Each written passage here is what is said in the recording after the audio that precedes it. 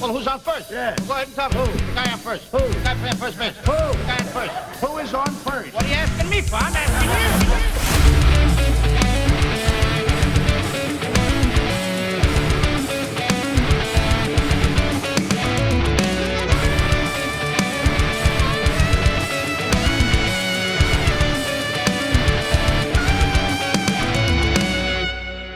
you. What is up, everybody? Welcome to this episode of Who's on First. Really appreciate you guys for listening. Thank you so much. Before we get started, give us a like, comment, follow, subscribe, all that good stuff. We've got quite a few things to talk about, but today we're going to specifically just check in, and we're going to do a little bit of State of the Union style talk. But before we get started, fellas, you doing okay? You surviving the, I guess, heat apocalypse? Barely, man. My air conditioning's struggling. It is not having a good time right now. So For sure. It's not fun. I mean, it's day one, so I mean, it's only going to get even more challenging as the week goes. But hey, you know what? It's days or weeks like this. You just stay inside. So Absolutely.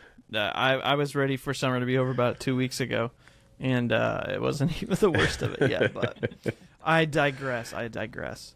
All right, boys, let's do it. We've got a bunch of stuff to talk about. We're just going to jump right into Cardinals and Cubs because we've got a series coming up towards the next weekend, the good old Bombs Away July 4th series. So we're going to do some State of the Union talk. We're going to check in. First, let's talk about the Cubs. So big move that the Cubs made over, I guess it was over in the middle of the week, was the trade that they made. David Peterson, is that his name? David? Yeah. I know it's hard to remember. Yeah. Michael, talk us through your thoughts with that. I know the most recent start he had was actually pretty good. 5 2/3 or 5 1/3 went out. Yeah, something along those lines. How did you feel about the trade? Your first initial reactions, and then what do you think about it in the short term after first start, and then long term going into it? Yeah, I mean, he's obviously a solid veteran, been a piece that's been talked quite a bit the last couple trade deadlines as a piece, here and that, go here or there, whatever. So he's not one of those guys that you're ever looking at like, oh, this guy's going to be the savior, but he's a guy that definitely can eat some innings. And the Cubs desperately need that right now.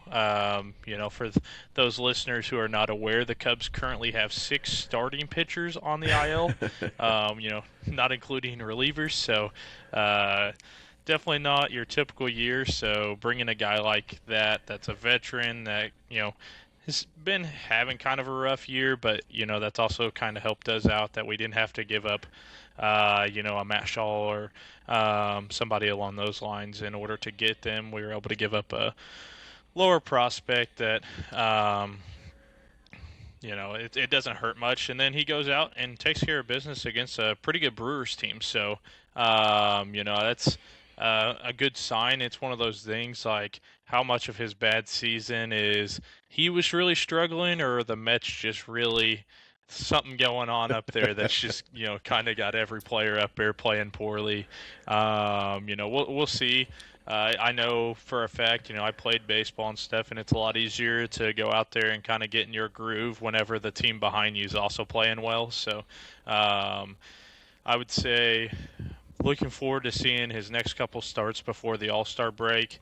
Seeing what, I think that's going to tell us a lot of what we're probably going to get down the latter stages of the season. But I thought the move overall was timing funny because we were still in the middle of the series versus the Mets when they traded him. 2, I think it was a necessary and good move. Like I said, it's not like you're taking a flyer on somebody who hasn't had good stretches over the last couple of years. Who has like this extensive injury history either, which we kind of ran into last year with Michael Soroka. He was like, I didn't hate when we made that move, but we knew going into it that guy's got a deep injury history, and he threw one game and got hurt. So Peterson, he's been a pretty reliable guy for some time, and so I thought the move was good. Obviously, like I said, I hope that's not the only move we make, especially with the way the state of our current pitching staff. But definitely a good step in the right direction, I think.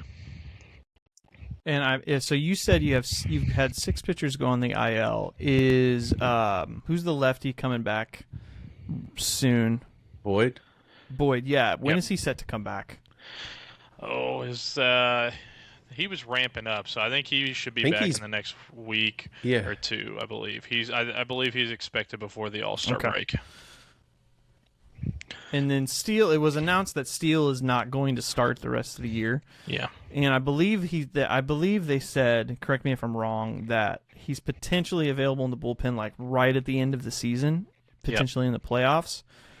How are you looking on? We're exactly halfway through the season. How are you looking on the pitching staff as a whole? Like, do you feel like, with as up and down as your offense is, and the team a little bit as a whole, they're projected to be the best team in the division for sure. I think everybody kind of had that on there. At least in most media outlets had that on there. Do you still see them as that? Do you think they have a chance of competing with the Brewers for the title? Because, I mean, let's be honest, that team is running away with everything in the Central. Or are they like, we have to make the wild card or type of thing? I would say, it's easier to imagine the Cubs making the wild card than it is the division, just for the standpoint of getting consistent starting pitching out of guys who aren't, I would say, guys you would expect to be out there. I mean, you're kind of at the point right now where you're looking for Javier Assad to go out there, and you're kind of excited that he's pitching instead of, who knows, as your starter. So, yeah, 2 things. Steele, it's one of those things. I think they're trying to take all the pressure off of him, too, for him to feel like he has to get back to be a starter. If we could get him back late in the year and get solid relief innings out of him, that would be huge.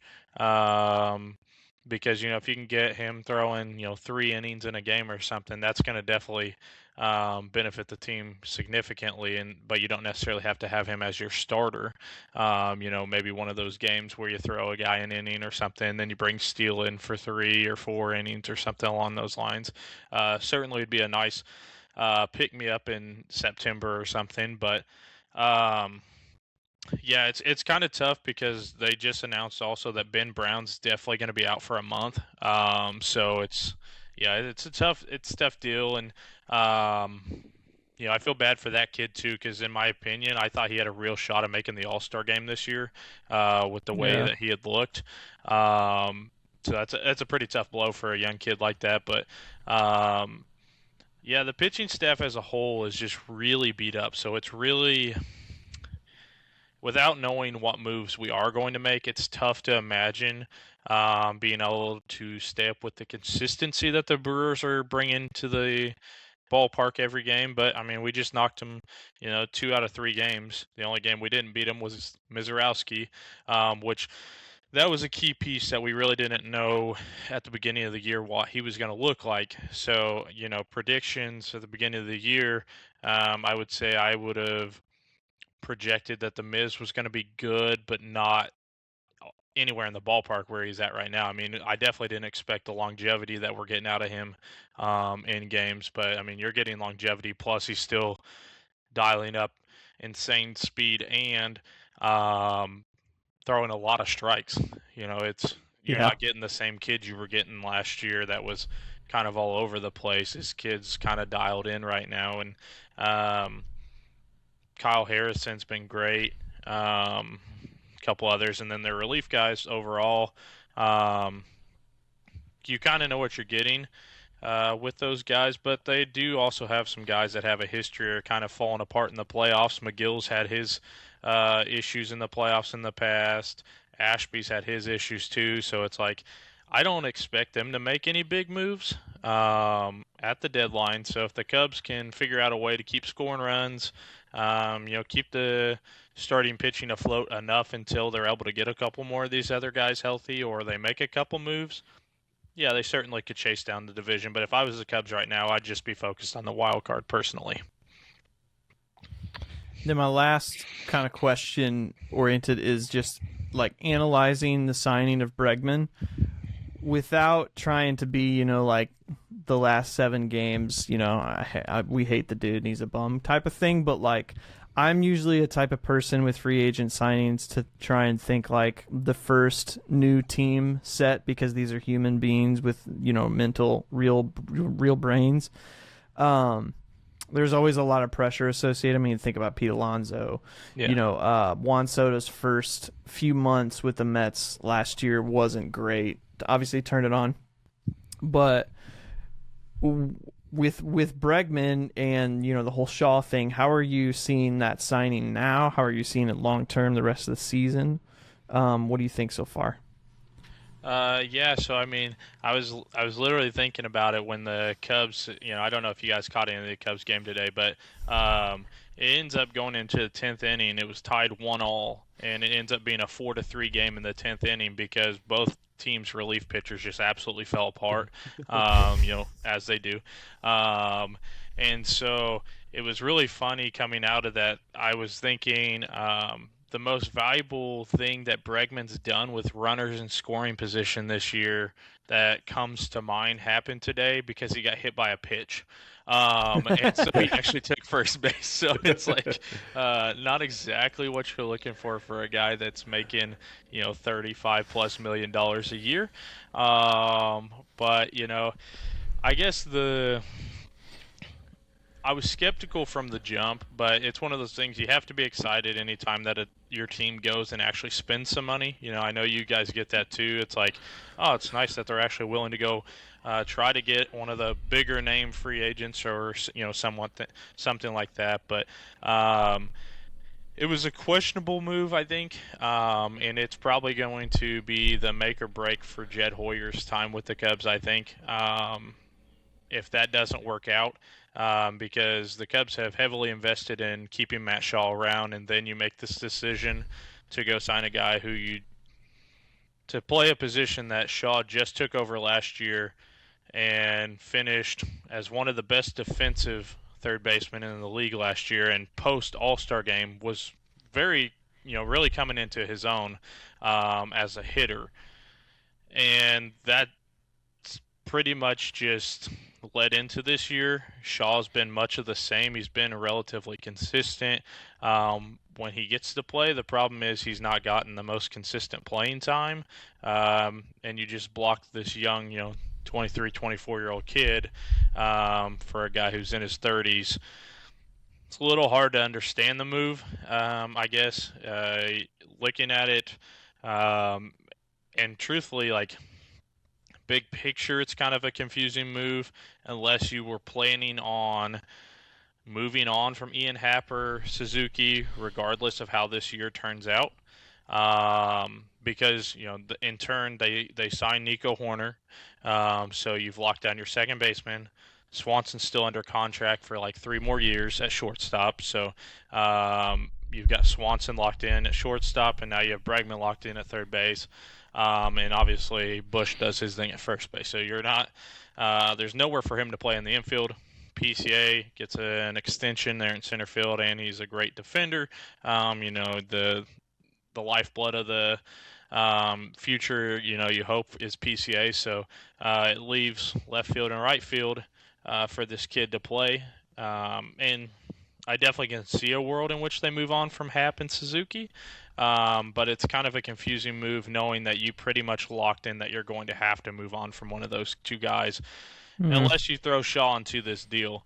And I think some of it's kind of been, some of the stuff you can't predict. Like Ballesteros comes up early in the year, was really hitting well, hits a bad patch and really couldn't come out of that, and has to get sent back down to the minors. So how much of that also factored into the fact that, like, you thought you were going to, here's your DH of the future, so maybe the plan was we're going to move Suzuki out at the deadline or at the end of the year or something along those lines, and Shaw is going to be your right fielder. But now Ballesteros is back in AAA currently. You traded Owen Casey down to Miami, so your most talented young outfielder is also gone, and then your second most talented outfielder came up and didn't do anything while he was up on his 2-week flyer. So kind kind of a, and once again, you don't know how some of that stuff's going to pan out, and that's why you go and make a move like this for a guy like Bregman, because he's proven goods.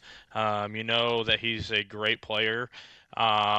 Prospects work out sometimes they don't. Sometimes they take a little while, and sometimes it just takes a change of scenery, I mean, the Cardinals knew going into this year, like, it was pretty much Walker figures it out this year, or you're going to have to consider moving on from this kid. He seemingly has figured it out, and, that's great, but, now you probably have to have a tough discussion about Nolan Gorman's future, because he's seemingly not figuring it out. And so the Cubs are kind of running into, I think they tried to patch up a hole with a proven good that just seemingly is aging, and it's not working out so good. Like I said, I was kind of skeptical before the season started. I could care less how much any player ever signs for until there's some sort of cap or anything like that. Like, sign those guys for as much money as you want to pay them. Cool, I don't care. But as long as they provide benefits for the team. But when you look at the two of them, like I said, Bregman's really struggled with runners in scoring position, which is, in my opinion, probably the reason why you brought a guy like that in. Shaw, okay, he's doing fine in the field and he's doing okay hitting or whatever when guys aren't on base, but you need him pushing runs across, and that really needed to be Bregman's role coming into this, and he's been not good is a nice way to put it so far this season with guys on the bases. And overall, he's not been terrible. I mean, he's batting like 250 or somewhere around there. That's not horrible. You can deal with that, especially like you said, change of scenery, everything. But I don't know if Hoyer just bought too much into what he brought to Boston last year, or what the case was. But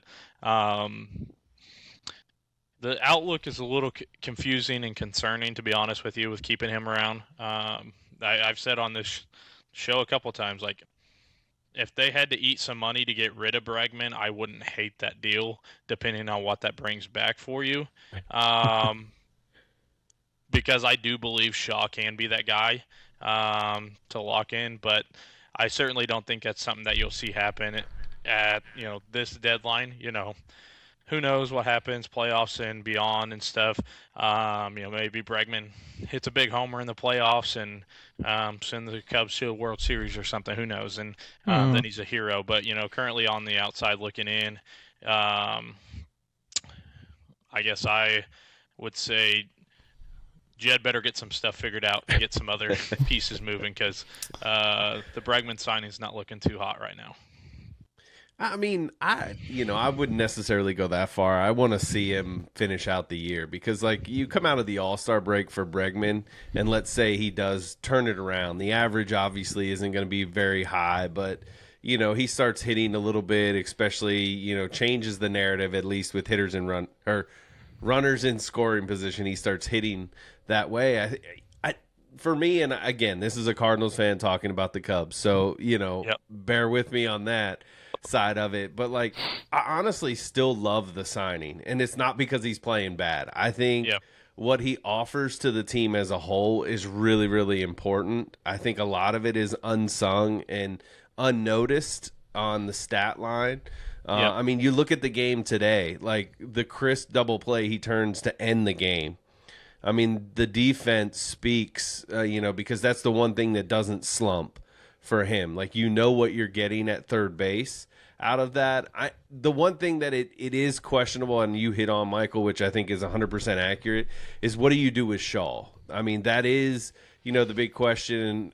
As St. Louis fans, Tim and I know greatly what it looks like when you get blocked and you block young players from being able to play. So, I don't wish that on Shaw, but I do see a world in which they don't move on from Shaw and he does become that outfielder. I mean, you already saw them kind of moving him into right field a little bit. I think, surprisingly, Conforto actually has been fairly decent in right field, and that made it a little bit harder because, again, here's a proven commodity. You're on a team that really has to go for broke. And I'm not saying because their farm is completely blown out of the system, but you've got money invested in going deep in the playoffs. So you need some proven things. And Shaw is as good as he has looked, it's still not proven. We don't know what he's going to ultimately be. And so I think, kind of playing that by ear, I looked up some of the stats, and I mean, the fact that at least, coming into today had less than 150 plate appearances is pretty rough. I mean, that's a difficult thing that you're asking from a 23-year-old to just kind of sit and then produce. When he gets called on. I don't like that aspect. I wish there was a world in which they were rotating him in maybe a little bit more frequently. But as far as Bregman, like, I know it's he's not hitting with runners in scoring position, and it looks really, really bad right now. But there's something in me, and I hate saying this, but that's the guy that figures it out and propels a deep run. Like, if you're going to run down Milwaukee, it's going to be because of him. Like, he's going to have to, figure it out. We saw it when he played in Houston. You saw it, obviously, in Boston. It's there. And to Tim's point earlier, a lot of free agents struggle, at least for the first half. I mean, unless you're like Juan Soto, who figures it out really, really quick, and that's just because he gets traded all the time. He might even get traded again. Who knows? And so, he has to adjust in that manner. And so for me, my bigger concern for the Cubs is going back to the pitching. I mean, you see what it's doing to Atlanta now. Atlanta started really, really hot, and now it is starting to catch up to Atlanta, with the exception of Chris Sale, who is like the ageless wonder on the mound. He's still great. And so for the Cubs, you talk about Cabrera being down. I mean, again, Steele not coming back now. What's Boyd really going to be? And you're hanging your hat, at least right now, on Shota. I mean, and he's up and down. I mean, it's funny because that is the team MO, is literally spikes and runs. And at some point, they've got to stabilize a little bit. And maybe, just maybe, and, this is me liking you, Michael, and hoping that we can, kind of at least one of us get something out of this season, right? Is see Bregman kind of turn it around a little bit and at least show that, I think, for me, and maybe it's a little bit of I love Houston too. That's the AL side of me, and I know he comes from that direction ultimately. And so I like Bregman as a player, and I don't like to see somebody like that struggle. But I think he figures it out, and I think you guys are fine. And to your point earlier with the trade on Peterson, it's the perfect fit. It's the perfect world. You give up nothing essentially that's going to hurt you to get somebody to eat innings, at least until some of these other guys can somewhat come back healthy. With it being Boyd, Tyone, and Cabrera coming back. And then you hope that, maybe he gets to spell some of these guys a little bit later in the year to give them some rest because you've locked up a playoff position. And then he can maybe in the playoffs be that long reliever if you need him in that capacity. You can't have too many starting pitching. You guys are finding that out the hard way. The Braves are as well. And at this point, as crazy as it might sound, take a flyer on Miles Michaelis. At least the dude throws innings, right? I'm not saying it's going to be pretty. You're going to have to give up one game a week, but at least you get some of your other guys healthy at the end of the year. Yeah. Go ahead, Tim. If there's one thing that we know, that Michaelis is going to throw some innings. That's for sure. No, with Bregman, it's interesting when you kind of break it down. I don't mean to overstate it too much because I think it can be overstated pretty easily. But the two ballparks that Bregman has cut his teeth on are very, very friendly to his hitting profile. Yep. He is a 50% pull balls in play hitter. This year, 23% of them is in the air. Last year, 25% of them is in there, so it's pretty close. That's like top 5%, top 7% in baseball. Yeah. So like Wrigley, it's a weird. It seems even more so this year, but I think it's gone up and down for sure. But like not very friendly left field. Mm-hmm. So like it's probably, again, I don't mean to overstate it because I think it can be, but like that ballpark's not very friendly to him. Now that doesn't change everything, but I think there is something to it. I mean, Boston is the best place for his career that he could have ever gone. And that's not to say the Cubs signing is a bad one, but he can succeed way more just simply by existing in that ballpark and doing everything that he's doing normally. As far as like, I don't know, I don't think it's a bad one. I do find it interesting, the whole predicament that you're talking about with Shaw versus Bregman, because they're for sure not wanting to move on from him and use him to get something.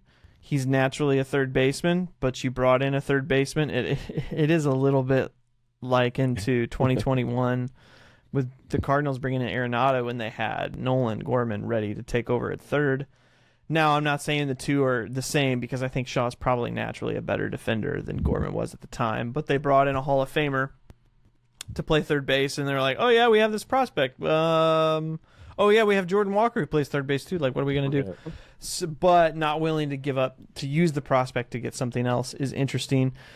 You do make a good point of, like, eventually probably Suzuki is gone this year, and so right field's going to be open. I am along with Brian. I'm going to wait to make a decision till the end of the year to see what it ends up being at. And I would venture as much to say to split the season in half when we look at it too, because man, there's some weird things mentally that happen with that much. But I would say I don't think Bregman goes anywhere because he's got a no trade, and he specifically signed with Chicago because of the no trade. Like Boston offered him close to the same money, but they refused to throw in that no trade clause, and so he moved right to Chicago. It would be hard pressed for me to see that he goes somewhere because of that place. I mean, 5 years is a long time, but it's not crazy long. But it's a little bit of it's kind of like in between. So I don't know. But my question was, as I was digging into this, I was looking at your guys' hitters. If you had to pick one who was the least important on your team, that is very much worth, that's more hurtful than helpful and easy to move on would be, is it Bregman or Swanson? Yeah, I was going to say, before you even got there, it's Dansby Swanson. But I will say this. I didn't see Alex Bregman put up 15 RBIs in 2 days. Dansby Swanson I knew that. I was did. going to say, he had a couple days. There's no doubt about it. It was Yeah. That was probably the craziest stretch of his career. I mean, I think I saw something that no other player in history has hit that many RBIs. I can't imagine that. Well, and it was kind of twofold, too, because the Cubs did have a doubleheader that day. Right. It was 3 games, kind of helped, essentially. but still, having 5 RBI, He woke up that day feeling something. Good. Yeah. It was. Batting under Mendoza line still, though. That's kind of crazy. Well, I mean, I think he was batting like 170 before those few games. So he, was like, he got a boost it was from only it. up from here. Yeah. But I was thinking that Swanson's not been a great hitter, I think, probably since his first year in Chicago. I think he was pretty decent first year of his deal. Yeah. So, but, I mean, he's a great defender. Like, Yep. He's probably not going to win the Gold Glove anymore, just simply because there's much better options. Yeah. You know, whether it's not to be Homer, but like whether it's Wynn, Ellie De La Cruz, but he's going to give you that level of defense. Yep. Bregman can give you that level of defense as well. Which one do you think's more valuable? Which one do you think's more worth letting go of? If that was the right thing to do. Yeah. No, I mean, like you said, it obviously depends on how things pan out with Bregman right now, and it's one of those things. Like, I understand the move, and bringing in a strong veteran like that that has a lot of winning history makes a lot of sense for a young team that you want to get moving forward in the playoffs. You know, makes a lot of sense. But we'll see. We'll see on him. But Swanson, he's put himself in a pretty bad spot when it comes to what you're discussing there because at least the last couple years, you at least could kind of count on him to come through in some big moments. And not saying he hasn't done that a couple of times this year. When a guy's batting under 200, that's got average power, getting up there in age, that plays a prime position. I'd say it'd be easier to cut ties with Dansby. But I will say, currently Dansby is a lot more loved by the fan base and probably the organization too, because his wife played soccer up there and everything too. So like Chicago loves the Swansons. He's not going anywhere. We both know it. Let's just be honest. I mean, and I'll still say it to this day. Of that shortstop class that all got paid, it was the Cubs got the steal out of that class because they got significantly less money than any of the other guys. And okay, Trey Turner won the hitting title last year, but overall his deal's been pretty rough there in Philadelphia. And it's crazy long. Yeah, Xander's, Bogarts, like he's had a couple of like decent stretches, but there was a stretch where they were talking like, are they going to have to like eat the rest of this contract because this dude's batting what Swanson was, but they had 12 years left on this deal, and he is awful. He was killing them on defense and hitting. So, I still say it was a great deal when they made it, and he's still a guy that I think in the playoffs comes through in the clutch when you need him to. He's that random guy that you're like, oh, is it going to be PCA or Suzuki? And it's like, no, Dansby Swanson's going to come up with the clutch hit randomly to move you on. 15 RBIs in a couple days. So knock the Brewers out. Hey, man, all you got to do is send him a 100-mile-an-hour four-seamer, and he can hit it. Can't hit anything else, but he can hit 100 miles. He's the secret weapon against the Miz for him. Yeah, absolutely. True. Fair. All right. That's enough talking for the Cubs for now. Brian, got a question for you, and then you can hit me with something. The offense has been atrocious for the St. Louis Cardinals lately. Absolutely. I dug into it a little bit, but I want to get your overall thoughts because the fan base is freaking out. I'm a little less emotional about it. I mean, when they do things that make me feel good, I start to feel things, obviously. But I know we were talking this morning a little bit. Baseball is 162 games. Every single team in this league goes up and down. I mean, we were also talking about the Phillies, who were the worst team for like a month and a half, 2 months, and now they've almost caught the Braves in the East. So over the last 15 games, J.J. Weatherholt has 333 average, 385 OBP, 500 slug with 7 ribbies, 3 home runs. Ivan Herrera has 3 home runs, 7 ribbies, 9 walks, 7 Ks, 224 average, 415 OBP, 408 slug. So, in my opinion, when I looked at those, my eye test has told me lately, like, oh my gosh, these guys are like having a really hard time. But those are really good numbers for 2 weeks of games. Now, it's different if you look at like the last 5 days. They're bloated a little bit. But the other things I want to hit: Alec Burleson over the last 15 days, 13 hits, 2 home runs, 9 ribbies, 5 walks, 7 strikeouts. 232 average, 313 OBP, 429 slug. He's definitely slumping, but here's the kicker, and this is the kind of thing I want to talk about a little bit. Walker in the last 15 games, 1 home run, 6 ribbies, 3 walks, 17 strikeouts. 237 average, 270 OBP, 305 slug. In my opinion, and I'm definitely going to get yours, in my opinion, this season, the reason that it's gone so well up to, I'm going to say let's just say the last 2 weeks, Walker has played like an MVP candidate. He's played like that aircraft carrier that, every team needs. When he's not playing like that, this team is struggling. Your thoughts?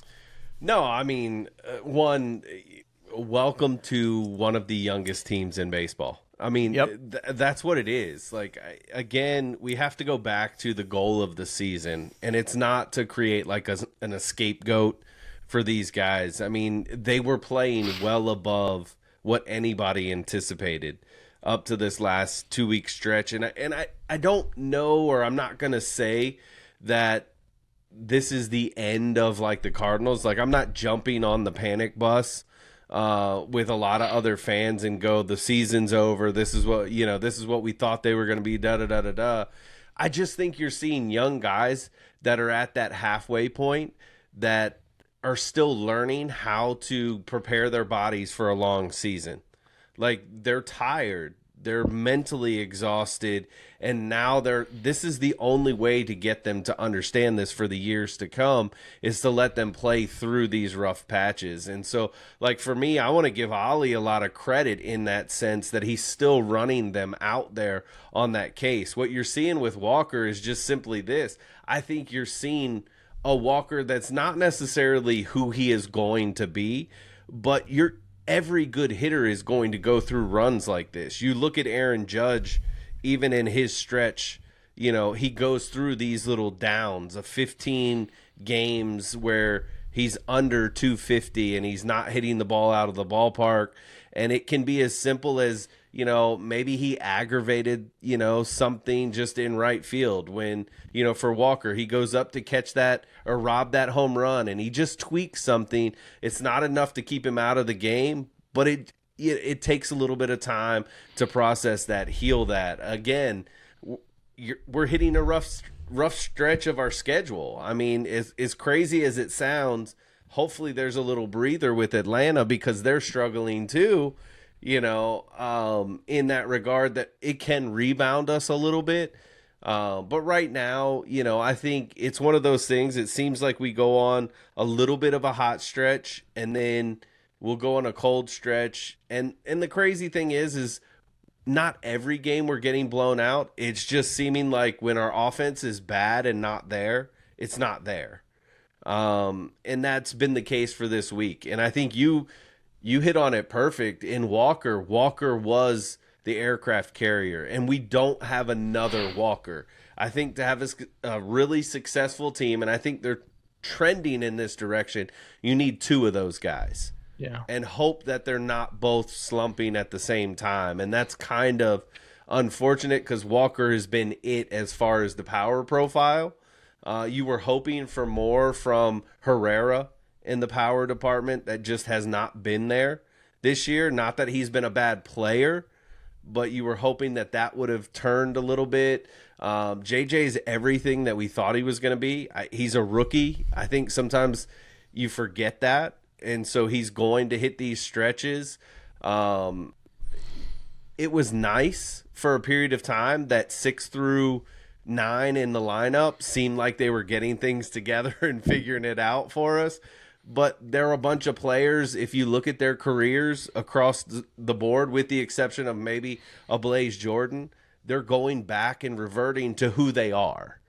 And that's just, those are some of the holes that we're going to have to adjust and play with. The bigger problem is we don't have legitimate pitching, and I know they're still trying to figure that out. The bullpen is, like the Cubs in the sense you don't know who's actually going to show up to play in the night. Some nights Stanek is like untouchable, and the next night he's definitely not anywhere near untouchable. He's going to drop a few balls in the stands for you. I mean, it's just, and again, you and I joke via text, but like, every time O'Brien comes in, there's a little bit of heart palpitations that start to set in because you just don't know how accurate he's going to be and if he's going to get the hitters out. And that's just, that's just the product of the young team. It's one of those things, like, if I'm a Cardinals fan at this point, I want to err to it's probably going to get a little bit worse before it gets better. And that's okay because we need to let these guys get some of their bumps and their bruises in so that come next year when we do fix some of these, underlying issues and we see who's really the guys that are going to be there and what do we need to supplement? Where do we need to go and get some extra dudes, if you will?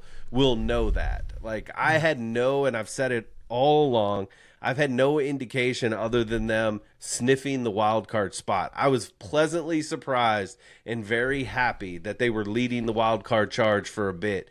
They're in the last one right now as of, I think, today, a little bit ahead of San Diego. And if they can hold on to that, I'll be absolutely thrilled. I'm not expecting a deep playoff run. I don't think our pitching staff has it in them to do a deep playoff run. I just want the experience for some of these guys to really kind of settle in. Now, if Jordan Walker falls off the face of the earth for the entire second half, you got some bigger problems that you're going to have to deal with. But the only way to know that is to continue to let these guys play. Like, I love what Bloom has said all along. Will they make additions? Sure, they're going to, but they're not going to be these tremendous wide sweeping additions this year, because that would just be foolish, because you don't really know what you have. And if we jump the gun and go all in and we go buy Mike Trout and all these other players, we're just going to find ourselves back in the same position we were just a few years ago. And no fan really wants that, even though they'll tell you, yeah, let's go buy everybody so we could potentially have a chance to win a World Series. Unless you're going to get Skubal and Ryan and a couple other starters and bullpen pieces, I don't know that you're getting to the World Series with this team as a whole. Couple thoughts. I'm going to hit the trade deadline. I personally think this is the perfect time for this team to go through, because I want to make sure that it convinces this front office to not deviate from the plan of essentially selling the pieces that you brought in to do so. The point that we're in, and just like you said, to remind people that the season was meant to be basically buying some time for pitching to develop more, because it's not completely ready yet. But in the meantime, it gives some of these players playing time and a pathway. Hey, go play 161, go play 150, so you know what it feels like. JJ, go play 150, so you actually know what it feels like. So when the pitching is finally ready, so I think personally, this is the perfect time for this to happen, to make sure the front office doesn't do stupid things. It's going to suck as a fan, because, you always you don't want to get rid of pieces. You don't want to break the team up. You never know what it does to clubhouses. But I think that's something that happens. If I were to ask you, where do you think this offense ranks in WRC Plus on the season so far, where would you put it? I'd say top 15. So they're 11th. Actually, I'm sorry. They're tied for 9th place with 3 other teams. The other 3 teams are 4 teams, actually. No, 3 teams. The Athletics, the Rays, and then St. Louis are tied for 9th place. Above them, obviously in the number 1 spot is the Dodgers. They're probably always going to be there, and it's ridiculous. Everybody hates it. Then the Yankees. Then it's the Cubs. Then Pittsburgh. Then the White Sox. The Nationals, Milwaukee, and then Minnesota. Notice I didn't say Atlanta. Right. They are very below them. Toronto, Detroit, Arizona, who's supposed to be a really good offense. So, I mean, every, different months they've been good, they've been bad. So they're definitely, bloated it a little bit and pulled down in other areas, but it's still a good unit. Yeah. The other thing I want to point out, shout out to Bernie Miklas, because he found this out. This is something that I thought was kind of crazy. The home and road splits of this offense is really, really wild. At home, they're 24th in OPS and 27th in slug. On the road, they're 4th in OPS among all 30 teams. So this team is hitting way, way, way better on the road than at home. Ballpark factors are obviously ballpark factors are a part of it. I'm curious of what you think, after hearing those, if you have any thoughts to that. I've seen them hit some massive tanks in Busch Stadium, so it's not like the dimensions of that ballpark are crazy different. There was some speculation I heard on the radio a couple days ago about how the what's that? Where our buddy lives downtown, right in front of the stadium. Redbird Ballpark Way or Village? whatever it is. Yeah. Yeah. When that hotel was built, it changed the routing of the wind in left field. So like pooling and everything, you have to like pool to left field. You can't go like left center. Everything kind of Much dies. harder. Yep. But from reading those, your thoughts on that, because I saw that and I thought it was wild, because if you think about the Kansas City series, like we lost that series and got destroyed, but our offense Was great. scored like almost 30 runs in all 3 games. So it's not like they just fell over. But then, it versus Miami and versus who did we just play before? I'm blanking. Arizona. We could barely score anything. Right. So it's definitely that's a weird statistic if you really think about it. I mean, if you're in baseball, it's not, because they're young guys. They feel the pressure. They love the stadium. Don't get me wrong. They love the atmosphere, and they come out and maybe they're pressing a little too much because they want to perform really well for the home fans. You go on the road and there's less distraction. You're just with your teammates. You're not necessarily with, if you're putting up residents here in St. Louis, you don't have some of those distractions when you're out on the road. And so young teams, typically do perform a little bit better on the road just because of some of those dynamics. You're away from everything else. It's kind of like us against the world, so to speak, when we go out there, because we've got to prove it out there. You come home and you want to put on a show for the fans, and you start to kind of press in some areas. And I think we've seen it in simple, I like the aggressiveness, but sometimes we get a little too over aggressive. Just like the other night, Church getting picked off at third base. I mean, we ended up still winning the game 2-1. That's just a blunder. You're just trying to press too hard to get another run because you haven't had that many in the series. Yeah. And you overextend and you get picked off. And it's heartbreaking. And those things are going to tend to happen more at home with young teams because, again, I think they want to put on a show for Tarps Off out there in right center field. Like, they're enjoying it. They're loving the environment that's coming. But I think it is a bit of a struggle. And so when they go on the road, it's like, again, it's just them. Like, I remember playing, in tournaments and travel ball and different things like that. And if we played close to home and everybody could come, like all your friends, all of that fun stuff could be there, man, it was so distracting and we would have such a hard time playing. But then we go, 6-7 hours away from home and we go out to some cornfield where there's nothing that you can do but play baseball and you're just there to focus in. Man, it was like we were world beaters and, things like that. And I think you get that from a young team. I think some of it, honestly, the ballpark doesn't help. You're right in that. I mean, it's always been a pitcher-friendly ballpark in that sense. And so it's not necessarily impacting them greatly because they can still hit gap to gap. But, at the end of the day, you get out and about. And again, you lose some of that pressure because you can just, you go to dinner with just the guys or, those type of things. And at home, again, it might be, we're going to do this, but I go home and my wife's there or my kids are there. And there can be a lot of, again, to your point, they're humans. So there can be a lot of distraction in the course of this. They're not robotic in the sense of what they do. The great ones know how to manage it home and away. Like they know how to manage their time.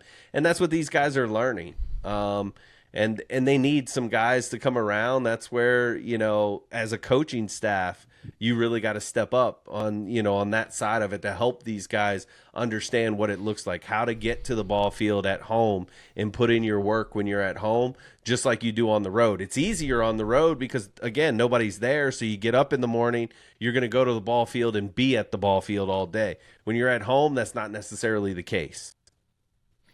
Yeah, but you bring up an interesting point about it being a young team and like the mental side of being in front of your hometown, your home team versus on the road, you're just there to play ball and humiliate the other team in a sense. Except for when you play Milwaukee in Milwaukee, because that was a blunder, an atrocious blunder. You're gonna have those, regardless. Yeah, home for and sure, away. for sure. And I guess Kansas City, to be honest with you. But then again, the offense hit like crazy. It's just the pitching decided to go. It wasn't there. Yeah, poop they themselves underhand. and- They were doing some softball. Yeah, that's what it felt like for sure. And Minnesota. I guess to wrap this up, TLDR, this offense is not going to click unless Jordan Walker is clicking. And I would also honestly tag Burleson onto that, because if you think about the team's numbers, I just had them pulled up. Walker's sitting at a 138 WRC plus, Herrera's at a 135, Burley's at a 131, then Weatherholt's at a 119. That's a great top four. For reference, the Cubs are sitting with PCA at 142, Suzuki at 123, Happ 122, and Michael Busch at 120. So like a pretty comparable offense, but if PCA wasn't doing what he was doing, that offense would not look good at all. Same thing exists for Walker. Yeah. Now, I honestly, as weird as weird as this is to say, PCA and Walker has some very, very much like profiles. They're very streaky, strikeout-oriented power hitters. They go about it in very different ways. Walker's is elite bat speed, and the fact that he's just like a massive unit, and less pool-oriented. He's definitely got more opposite field, but they're both very strikeout susceptible, so they're going to have very up and down seasons. Am I worried the rest of the season for Walker? To be honest, no. Because if you think about what he had at the beginning of the season, we came into the season of like, oh, if he could just be average. Because we came from 2 seasons of like the worst position player in baseball. The worst. And so we were like, man, if he could 700 OPS and we would just be happy. You know, that would be incredible. And here we are talking, man, he's fallen off from 950 to 870. Oh my gosh, it's going to be so bad. But I think the fact that he has seen himself, the fans have seen, but he has seen himself like, what? Oh shoot, this is what I can do. Yeah. There's a reference that he has in his head. He's striking out like crazy the last 5 days. Like, it's ridiculous. But he knows that what he can get back to. He just had a couple days off. I think that'll be probably pretty helpful for him. Get a little mental reset, to your point. I'm not really worried about long term. Now, if the rest of the season he looks like that's going to be a big deal of like, okay, dude, what happened? What happened between the ears? Like, you know, what went on? I'm not really worried about it. To your point, I think it's just, you know, young players going through stuff, and, you know, he's being adjusted to, and he's like, why can't I hit tanks anymore? Like, what's happening? Real quick hit before we move on. What do you think about the pitching? A lot of talk's been made of Liberatore. I'm struggling to buy in. I know they wanna run him out for the rest of the year, which I'm here for. Like, I'm not in the camp of get rid of him, move him, do those things. Like, again, this is part of that whole process to see what we legitimately have.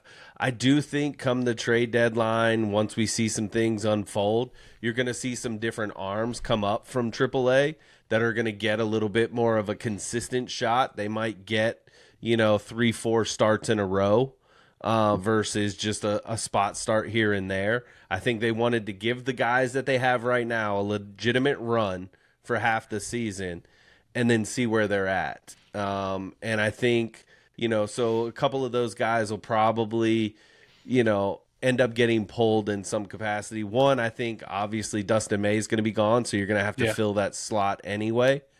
And so at least one of those guys may come up for 3-4 weeks, and if they perform, maybe they stay. If they don't, they'll send them back down and bring somebody else up in that spot to kind of give those guys a little bit of a run. I think, you're just going to have to sit with Liberatore. I'm not thrilled with it. I just don't think, I hear conversation that he has ace level stuff. I have not seen it.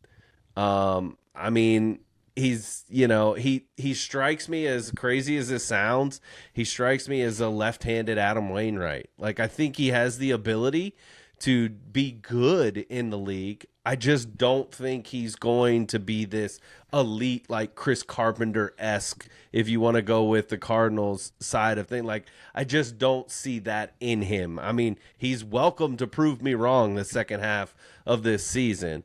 But, I think he could be a valuable 3, kind of a swing man on that rotation. Yeah. Because you're just not real sure what you're going to get. You'll get through the lineup 2 times, and then all of a sudden it's like he has nothing else to pull out of his bag, and everybody hits him at like a 500 clip once he gets past that point. And so to me, that's got to change, or you're going to find yourself at the back end at best of a rotation, or you're going to start to fall into the category of long relief guys.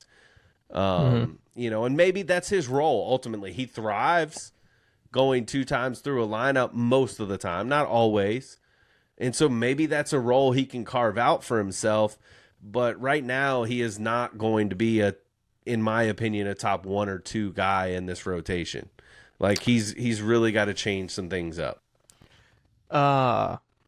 Over under post All-Star break on.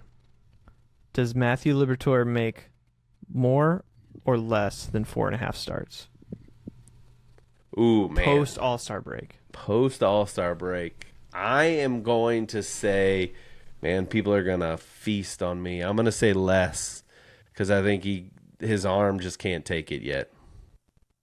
Liberatore? Mm-hmm. Interesting. I'm going to say less too. Because more so not because of any innings limit for him. I think he runs out of runway, for the lack of a better word. Okay. I think we are, how far, can one of you guys pull up the calendar, how far we are to the All-Star break? I want to say like 2 weeks. Yeah. Something like that. They play Atlanta, Chicago, 5 games against Milwaukee. One of those is a doubleheader. And then they go back and we play Atlanta, and then it's the All-Star break. Okay. So 2.5 weeks-ish. That is, give or take, 4 starts, I think. Maybe 3 or 4 starts somewhere in there for his turn. They just skipped a May start because he was having back issues. If he keeps doing what he's done the last 3 starts, which is pretty much like an inning or 2 and blows up. Now he did go out for 5 1/3, but he blew up in the second inning. They just like, dude, you gotta hold, Yeah, you gotta hold it. Like, gotta let him work through it. Eat it and go suck some innings up. If he does that until the All-Star break, like doesn't have a single good outing, I don't think they start him very much. Fair point. Because runway, he's not making progress. You know, for 2 months he's got a 9 to 10 ERA. Like that's not helping him. It's not helping the team. It's not helping his teammates. So I kind of think now the question would be, does he go down or does he go in the bullpen? That's a different scenario. But I actually agree with you. I think it's less than 4.5 starts after post All-Star break. All right, since we're talking about that real quick. Yeah. I got a question for you, Tim, and Michael, you can chime in on this one too. All right. I know he's probably not going anywhere at the break, but I want to start having this conversation of what is Ivan Herrera and what is his role long term for this team, because I am not on board with maybe the vast majority of people that think that he should be in St. Louis and lock him up on a long-term deal. I'm not trying to discredit his bat. I think he's a tremendous hitter. I just don't know that he fits the makeup of what you're trying to build long-term here in St. Louis, because he cannot catch. That has become abundantly clear. As much runway as they give him, he is not a catcher. And unless he's going to move positions, are you at this point going to trade, let's say, an Alec Burleson for an Ivan Herrera, or are you going to try and force him into left field, or are you just going to slot in your DH and not move from that? So it depends on, I guess, hang on, let me look at this real quick. It depends on what you see as valuable from him. So I was just looking at this. As a catcher this year, he has a WRC plus of 100 on 51, which is really elite. As a DH only, he has a WRC plus of 126. Now he has more plate appearances just because he DHs more. He only catches twice a week. So it kind of depends on what your expectation of him is versus where you think his value is. He's a gamer, and he's just a really good hitter, and he's got a really good eye. Like, he's Sure. still sniffing 400 on base percentage at this point of the season. Now, part of it's because everybody wants to hit him for some reason. Which, hey, Willie has shown that's a valuable tool. Although this year it's pretty crazy. Like, he leads the league by like the widest margin possible of hit by pitches. I also think that he's kind of got the Tatis problem this year of launch angle a little bit. Like, he's he's not lifting as much, and so everything, like today, what did he have? 4 ground balls to third base, and it's just like, oh my gosh, dude, like, at least pop it up instead. That would be nice. I don't think he's too valuable to get rid of, but I do think there's a point where unless he's got a position, then you do need to find a different place for him because he can get you something really, really big. That's my thing. Like, right now, you need an elite starting pitching, and that's the one piece that is going to bring that back without any question. And I think that is more valuable than what he provides right now. And Michael, I see you shaking your head, so you jump in here. Yeah, no, I kind of thought it, kind of in the midpoint last year with him.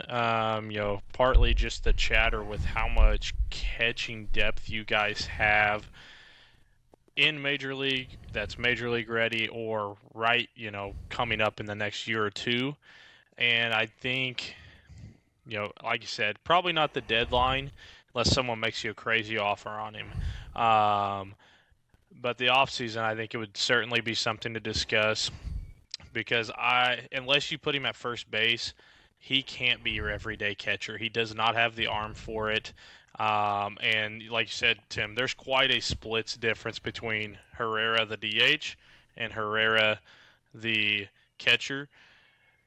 And I think probably the bigger piece of it is that really the guy you want to lock up long term as your DH? Like, don't get me wrong, right now his numbers look really nice, but let's say 6-8 years down the road for this kid, are those numbers still as good? Because he's already had a couple injuries earlier in his career that he deal with his legs, so he's going to slow down even more. And that's where a lot of his power comes from, obviously, as a hitter. So he's not a guy that I look at as like, this is your stereotypical DH. This is the guy you want as your long-term DH, Now, the thing he does have for him in that aspect that reminds me a lot of Kyle Schwarber is he's just not a very good defender. And so that's why you're like, oh, DH, that's the spot to put him. But I think, like, at the end of this season, if he continues to play well, but nothing that you're just like, this is the piece that's going to move things, I would agree it would be a great time to move him before some of that value potentially falls off, another injury or something along those lines. Somebody may still be, willing to throw him out there for two games a week or something, even as a catcher, but DH most of the time. And I don't know what his splits are like at certain stadiums or, whatever. So maybe he's more valuable to someone else as a catcher at, this stadium or more valuable as a DH at, potential other stadiums. But like in St. Louis, you really going to lock down a guy that I don't project as a 40-plus home run guy as your lockdown DH moving forward. I don't think I would make that decision personally because you've seen other guys do it. Like I said, not saying he can't be your long-term DH, but I would agree with you, Brian, that I think he is more valuable to your team as a trade piece in the future to bring in elite starting pitching than he would be on the team, because Burley, I think, is a really solid piece at first base. He's an above average, I would say, defender, or he's at least kind of trending that way as a first baseman. He's a very consistent hitter, which he doesn't always provide the home runs, but he is a very consistent hitter. And for this team right now, you can deal with him not being, your lockdown, whatever, second carrier or something. Like Walker, definitely, if he can continue to trend on that, is going to be one. Maybe you find somebody at third base.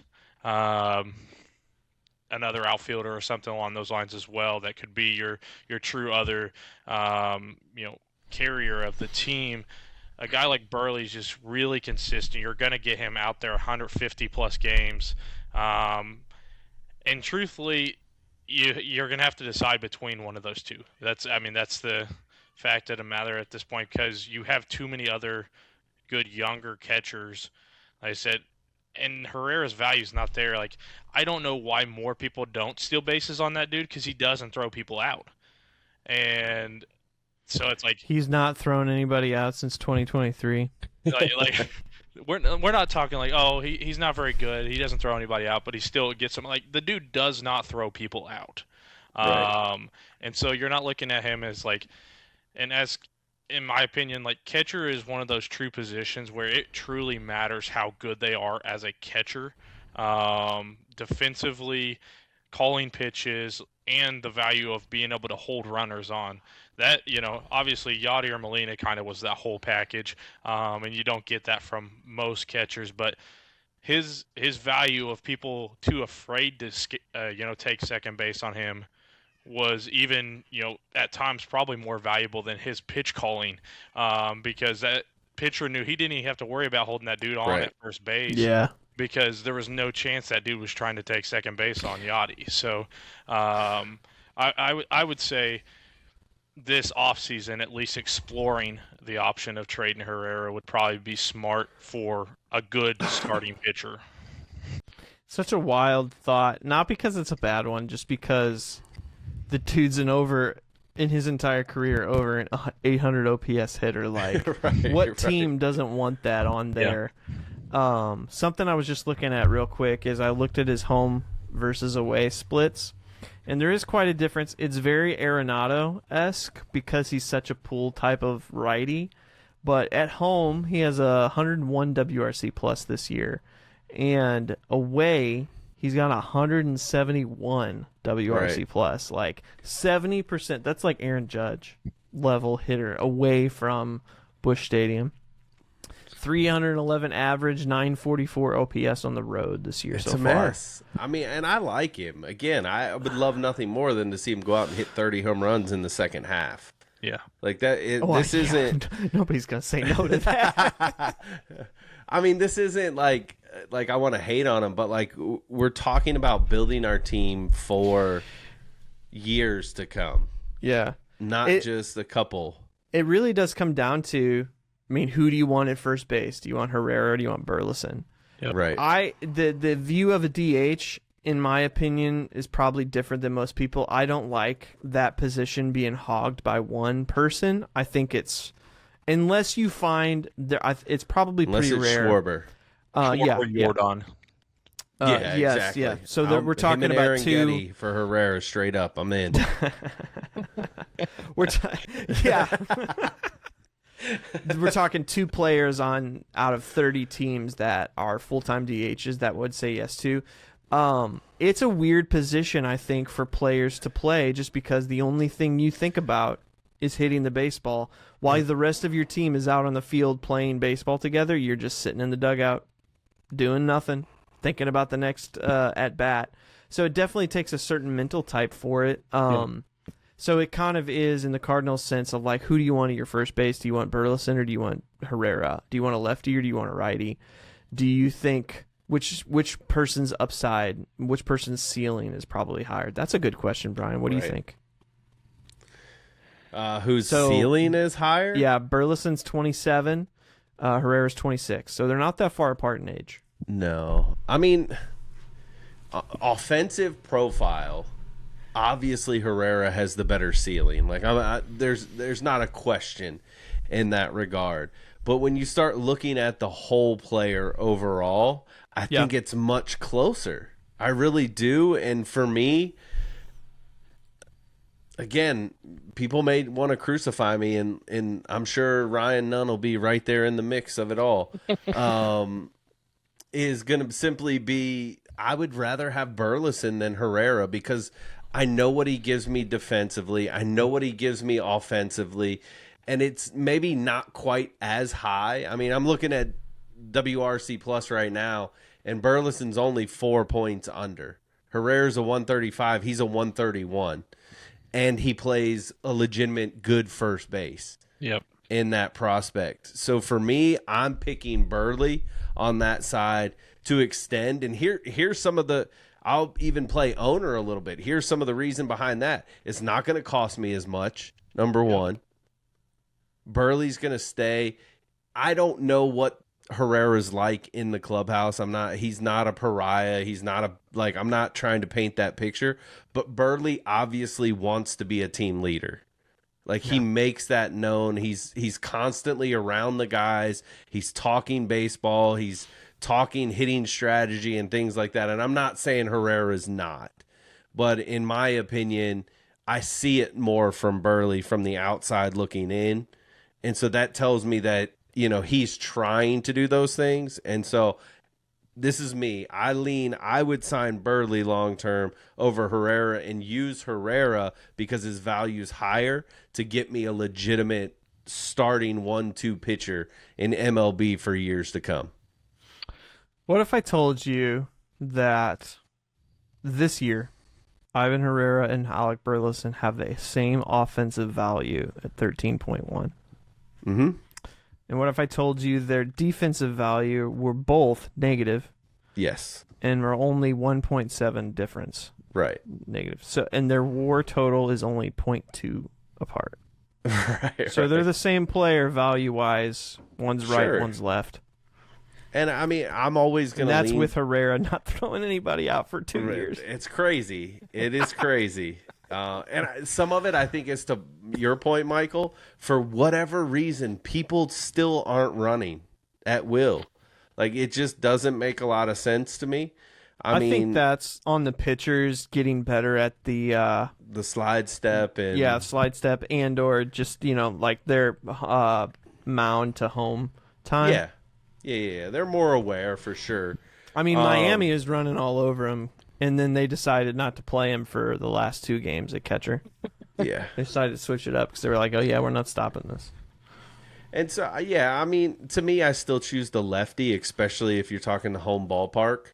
Mm-hmm. It's more conducive. It's better than it is for righties per se. And again, maybe I'm a little slanted, and it's not that I wouldn't want Herrera in a different world. It would be painful to see him go, but sometimes you have to get rid of what is good to get what is great. Oh, 100%. And that's where I'm at. That's why I bring it up. It's not because I necessarily want the guy off the team, but when I look up and down this lineup, even with some of the prospects, he's going to give us the best chance to get what I think we are legitimately the weakest we've been in a really long time at, and that's our starting pitching.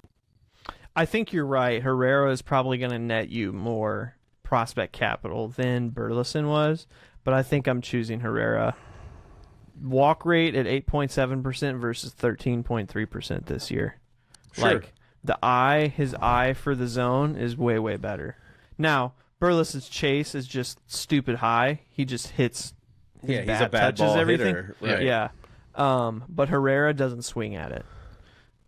He just happens to line everything to third base right.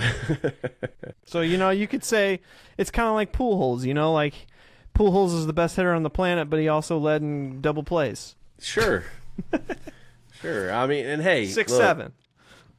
To me, I guess the other side of it though is there's not a lot of he has the ability, we just haven't seen it. And to your point earlier, maybe his launch angle is just off. Yeah. We're just not seeing him hit the ball out of the ballpark. I mean, he's got 10 home runs, which I will be curious. We'll wrap this up, but I'll be curious what the All-Star break is going to do to each 4 of those top 4, and honestly for the Cubs too. Like Bush is having an okay season, but his season last year was way better. Yep. Those guys aren't making the All-Star team. Walker might make it, but it's going to be by the skin of his teeth and probably by the commissioner. Burleson and Herrera are not making the All-Star team. What in that week of time off, what is that going to do for those players, and what in the background are they going to be able to work on? Because launch angle and bat speed is something you fix in the off season. But a week of time not playing a game can do quite a lot. So I'll be curious to see what they come out swinging the stick like after that All-Star break. I'm with you. All right, we'll wrap this up. So unless, Michael, do you have any other thoughts, or you guys have any other thoughts before we talk about the series?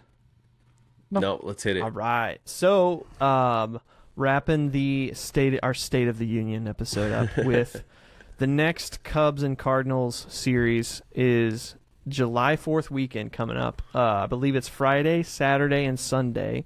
July 4th being Sunday, the infamous Bombs Away game. Boys, let's talk about our thoughts and predictions for each of the series. Do we know probable starters just yet? I think it's probably too far away. Two Yeah, of the a little three. too far. Okay. ESPN has 2 of the 3 for the Cubs, but obviously Who is it? change. They have Peterson versus Palante for the 3rd. Nobody for the Cubs on that Saturday. Currently, Leahy's slotted, but Yeah. obviously that can change. And then Naga versus Libator. Nasty work for the Sunday night game. Yeah, right. Woo, that'll be fun. 2 lefties. The true July 4th game. We wouldn't want it any other way. The guys with the 2 worst home run rates between our 2 teams. And it'll be just both of them will absolutely shove probably that night. And Yeah, for the 5th, right. Yeah, because I don't know. I think Michael Bush takes Libertor deep twice. lefty. Lefty in the first inning. All right, let's talk about predictions for the series for each of our teams. I'm not going to do it, so I'm going to let you guys 2 pick that. All right, Who wants to Michael, go you want first? to go first? Go for it. Yeah, I mean, just the offense overall for the Cubs is starting to trend back up. PCA kind of held it down for 3 weeks for the team, while basically everybody else forgot how to bat. And PCA turns around and has back-to-back Player of the Week. So the offense seems to be kind of finding their footing again as a whole. The pitching, obviously, this will only be Peterson's 2nd start, so that's going to be that one's kind of a wash, like I don't know how that's going to turn out. But it's against Palante, so also we don't know how that's going to turn out for you guys either. Hey, so, Palante's been good this year. I actually will give him credit. He's actually been a lot better this year than he's been in years past. Which Does that hurt to say? Scenario for you guys is Palante shows out and Libator's been absolute, garbage. Right. But the so PCA and Bush both seem to be kind of enjoying their Cubs-Cardinal matchups the last couple of years. And Ian Happ kind of does his thing at least one game a series versus the Cardinals. So I think, especially with the way both of our teams' pitching looks right now, you're going to see some high-scoring games. You're going to see a lot of fireworks amongst the teams. It's with these matchups right now, it's hard to say. Even a 2-3 split, or I wouldn't imagine anybody sweeping the series. Just because Cubs Cardinals doesn't happen super often that you see a sweep. It's going to be absolutely electric 4th of July weekend. So Wrigley's going to be turned up. Yeah. It's gonna be a fun environment. Is that a night game or a day game? Yeah, so they got obviously national? Friday afternoon game, and then they have the national broadcast on Saturday, and then they actually have the national broadcast, but on Sunday, but it's at 1:30. It's because it's holiday. On July 5th. It's gonna be electric. Yeah, it's gonna on be the 5th, all weekend is going to be great. Yeah. Friday, Saturday, and Sunday. Let's So, be Michael, honest. you probably say Cubs take 2 out of 3 because that's what you got to I would say say. the Cubs are going to take 2 out of 3. Just from No the doubt. fact the Cubs' offense is, like I said, trending up right now. Cardinals kind of seem to be trending down. Got a series versus the Padres. Once again, another team. I don't know what to expect. The Fair. one series they show up, the next series they look like a team that doesn't belong anywhere near the playoffs. So, who knows how that's Yeah. gonna pan out? But also, this did answer the question for us. Boyd slotted to pitch Tuesday, so I guess his ramp up There is you go. finished up. So, Yep. Okay. but But I would say 2 or 3 for Chicago. I believe it's over the 4th of July weekend. They are also doing a 10-year anniversary for the World Series team over that. So, yeah, Wrigley's going to be. I mean, 4th of July, Cardinals. You're bringing the boys back. It's going to be. It's going to be Anthony wild. Rizzo in the house. Oh, wow. He'll probably be there for all 3 regardless. Yeah, right. He's going to be out in the bleachers with you guys. Probably tarps off. Yeah. For the record, I think any game that Rizzo's been at this year between our 2 teams, the Cubs have lost. I'm just saying. Yeah, well, it's got to turn around at some point, right? Brian, your thoughts? No. I mean, I agree with, I think it is going to be an offensive series, which is going to be fun to watch.